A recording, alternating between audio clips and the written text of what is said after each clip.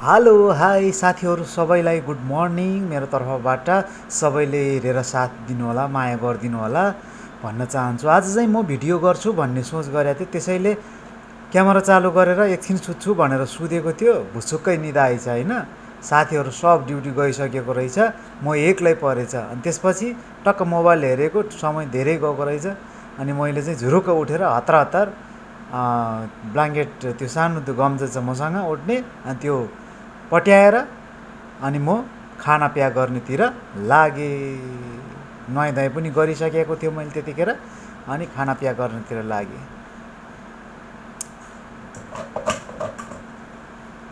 त्यसरी हामीले चाहिँ त्यो जुन नासी लाम्बाक पाउँछ नि हो त्यस्तो प्लास्टिकमा प्याक गर्छ के, त्यो कागज पाउँछ नि हो त्यो कागजमा प्याक गरेर लान्छ हामीले चाहिँ ड्युटीमा। मलेसियामा हुने साथीहरूले, हाम्रो विशेष सेक्युरिटी साथीहरूले कसरी लाने हुन्छ, हामीले चाहिँ यसरी लान्छ कि, किनभने टिफिनमा त्यो टिफिन बक्समा भन्दा यसमा सजिलो हुन्छ के, प्याक गर टक्क खायो फाल्यो गर्नलाई। अब प्लास्टिकमा मैले हालिसकेको छ प्याक गरेको खाना दुइटै यही हो। त्यसपछि म युनिफर्म लाउनेतिर लागेँ। टक्क युनिफर्म लाउँछु अब मैले। यसरी युनिफर्म लाउँछ। अनि युनिफर्म लाउने चाहिँ मैले अलिकति स्पेड बनाएको छ होइन, अलिक ढिलो हुन्छ भनेर सबैले हेरेर साथ दिनु होला। अनि मलेसियामा रहनुहुने जुन हाम्रो साथीहरू हुन्छ उहाँहरू पनि सेक्युरिटी हुनुहुन्छ भने यसरी नै होइन, बिहान 7 बजी पुग्नुपर्छ, 12 घन्टा ड्युटी गर्नुपर्छ। त्यस कारणले गर्दा यति हतार हुन्छ कि हामीलाई चाहिँ नुहाउन होइन, ब्रुस गर्न, खाना प्याक गर्न होइन, खाना तताउन पनि गाह्रो हुन्छ कि। त्यस कारणले गर्दाखेरि म मात्रै होइन अरू साथीहरू पनि थाकेको हुन्छ होला होइन, सुत्नुहुन्छ होला उहाँहरू पनि होइन। म चाहिँ दह्रो सुत्ने मान्छे परेँ। फेरि बेलुका 9 बजी सुतेर बिहान तपाईँको 6 बजे 5:30 बजीसम्म सुत्दाखेरि पनि मलाई निन्द्रा पुग्दैन कि, त्यस्तो खतरा। अब मैले चाहिँ यो ब्याग भिर्छ, मैले चाहिँ यो सानो एउटा ब्याग छ, त्यसमा चाहिँ पोसोस सबै त्यो डकुमेन्टहरू हाल्ने। अनि त्यो चाबी हाल्यो, अनि त्यसपछि छोरो रेडी। अब हिँड्न थाल्यो छोरो हाँस्दै। अघि मैले प्याक गरेको खाना यही हो, त्यो खाना बोकेर हिँड्ने अब छोरो। टुई टुई हिँड्ने छोरो। अब म बाहिर निस्किसकेको छ। अब छोरो हिँडे टक्क बाहिर आइसकेपछि त्यहाँ मैले लिफ्ट थिचेँ। अनि अब लिफ्टमा कुर्नुपर्छ, एकछिन कुर्नुपर्छ। लिफ्ट पनि समस्यै छ।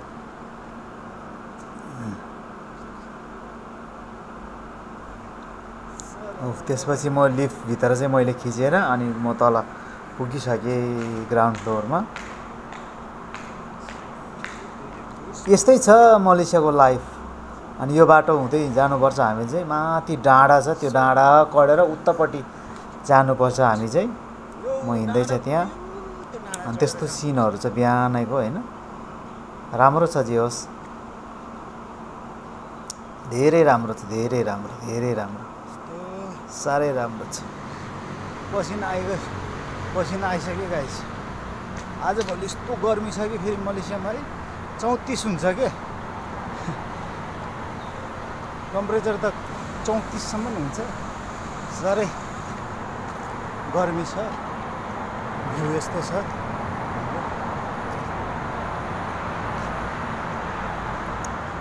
त्यसपछि मैले बिच बाटोमा चाहिँ मेरो साथीहरू, नाइट सिफ्टका साथीहरू भेट भए। उहाँहरू पनि आउँदै हुनुहुन्थ्यो। मैले बिचमा भेटेको कि, किनभने आज म ढिलो भयो नि त, त्यही भएर बिच बाटोमा भेटेको। सट्ट साथीहरू सबलाई भेटेँ। अनि त्यसपछि म हिँडेँ।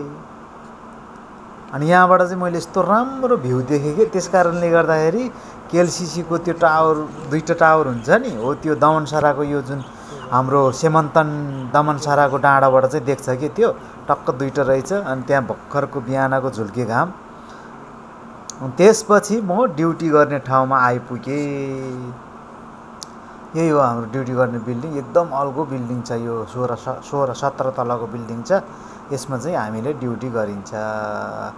अनि म ड्युटीमा आएँ। अनि ड्युटीको कुराहरू चाहिँ हामीले त्यति देखाउन पाइँदैन नि त, 300 रुपियाँ पदङ हुन्छ, त्यही भएर। अनि उही मैले थम्बरिङ गरेँ। थम्बरिङ गरिसकेपछि ड्युटी पाक्यो मेरो। थ्याङ्क यू भनेपछि ड्युटी पाक्यो। थ्याङ्क यू सबैलाई, धेरै धेरै धन्यवाद। म चाहिँ पुरै पसिना भएर आइपुगेँ ड्युटीमा। अब आफ्नो ड्युटी गर्ने हो, त्यही हो साथी। यस्तै हो मलेसियामा सेक्युरिटी गार्डको चाहिँ डेलीको रुट चाहिँ यस्तै हो होइन। ड्युटी आउने, ड्युटी त हामीले खासै खिच्न मिल्दैन। अब मान्छेको सबै प्राइभेसी हुन्छ होइन। अब बिल्डिङहरू, यो काउन्टर अथवा यताउता काउन्टरको पछाडि सबै त्यो लेखिएको हुन्छ होइन। सबै कुराहरू ड्युटीको विषयमा चाहिँ हामीले अब गर्न मिल्दैन, किनभने कम्पनीले फेरि 300 रुपियाँ पोतोङ हालिदिन्छ होइन। त्यसैले गर्दा अब यति हो। अब भरे फेरि जाने बेलाको पनि हुन्छ। त्यही साथी हो। जय नेपाल।